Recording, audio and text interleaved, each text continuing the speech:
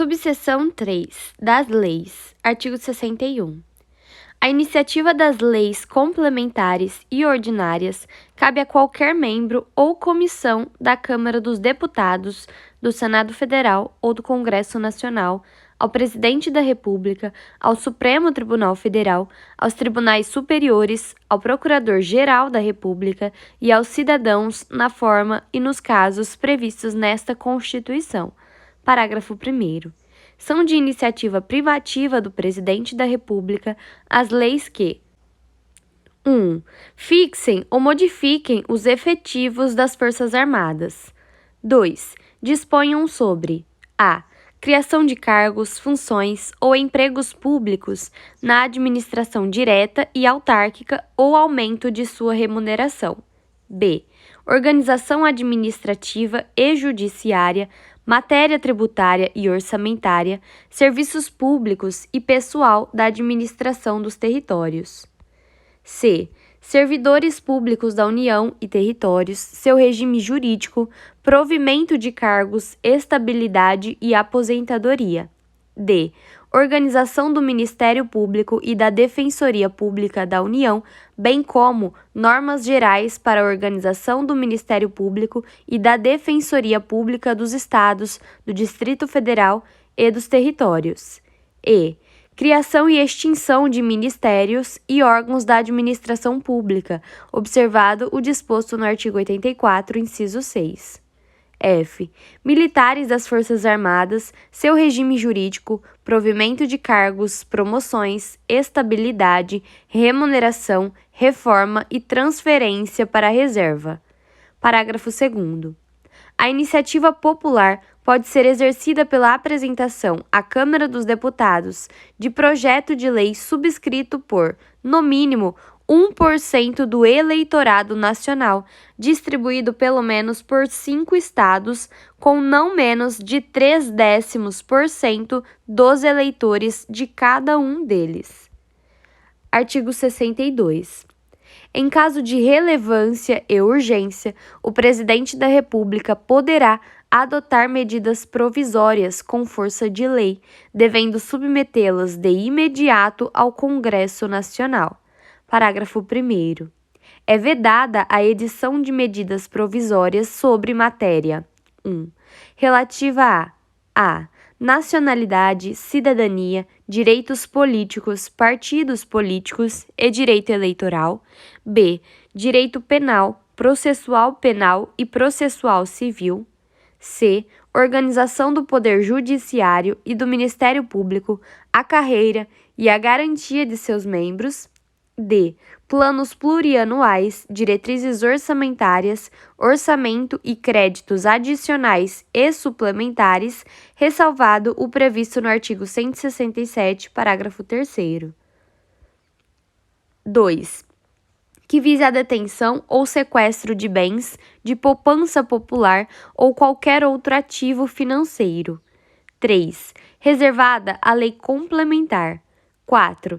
Já disciplinada em projeto de lei aprovado pelo Congresso Nacional e pendente de sanção ou veto do Presidente da República.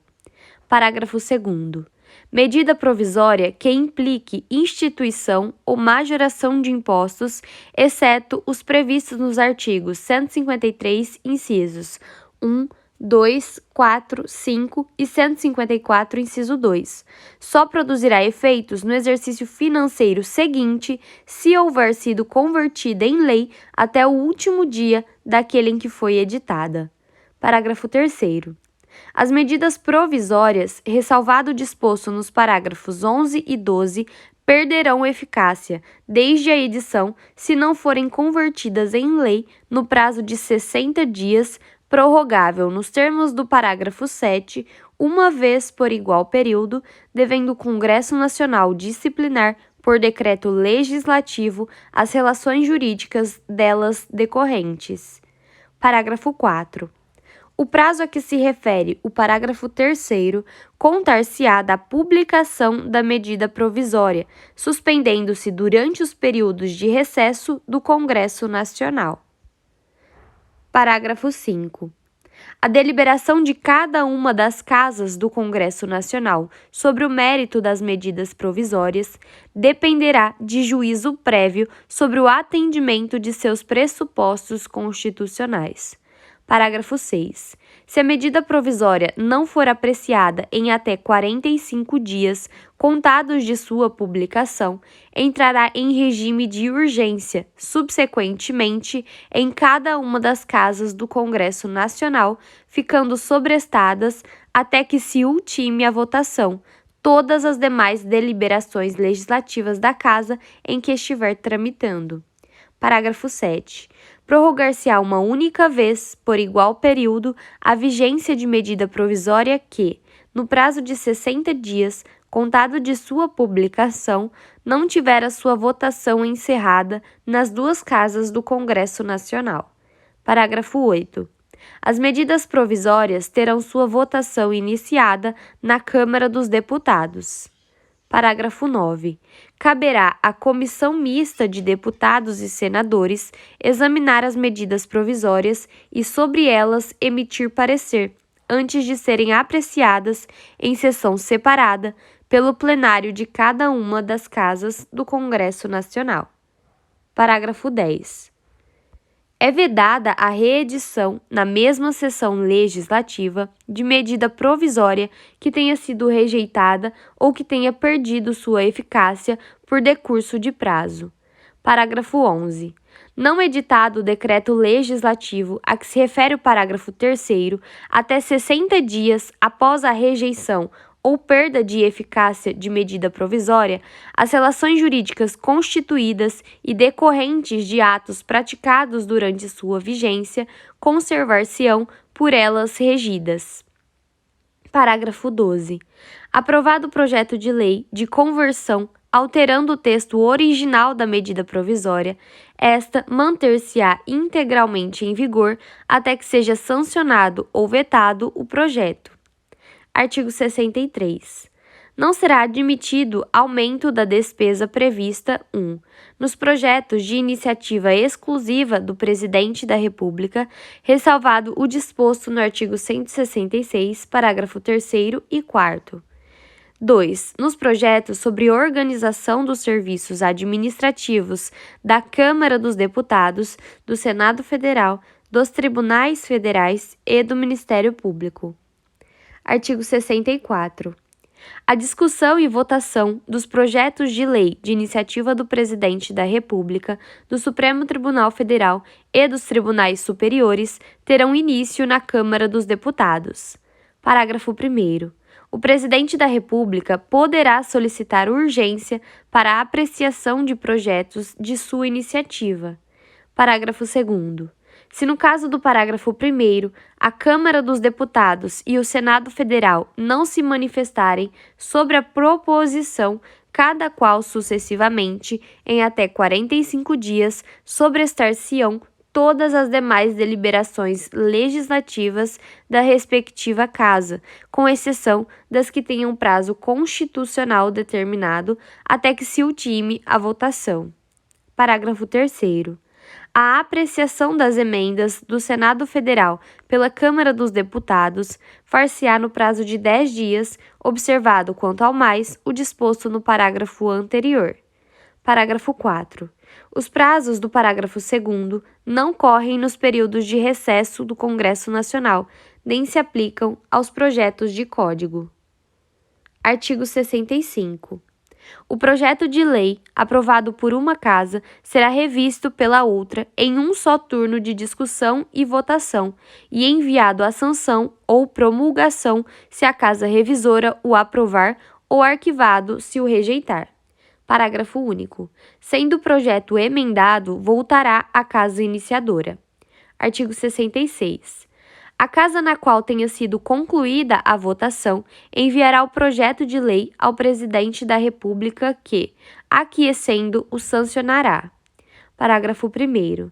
Se o Presidente da República considerar o projeto, no todo ou em parte, inconstitucional ou contrário ao interesse público, vetá-lo-á total ou parcialmente, no prazo de 15 dias úteis, contados da data do recebimento, e comunicará, dentro de 48 horas, ao presidente do Senado Federal os motivos do veto.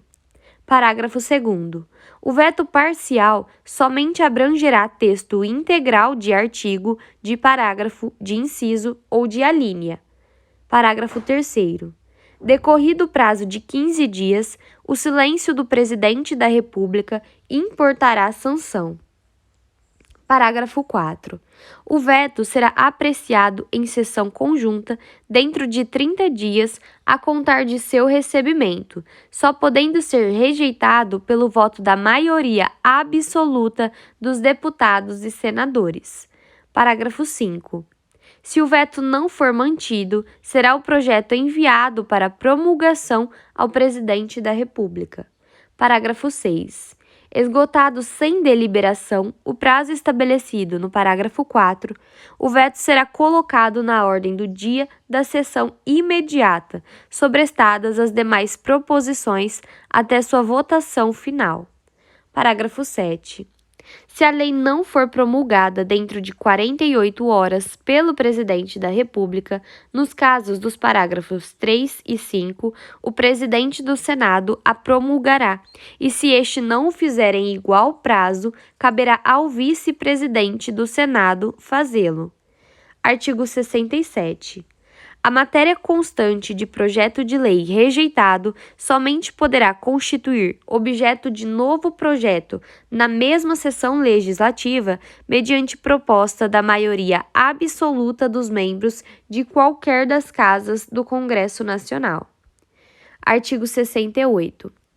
As leis delegadas serão elaboradas pelo Presidente da República, que deverá solicitar a delegação ao Congresso Nacional.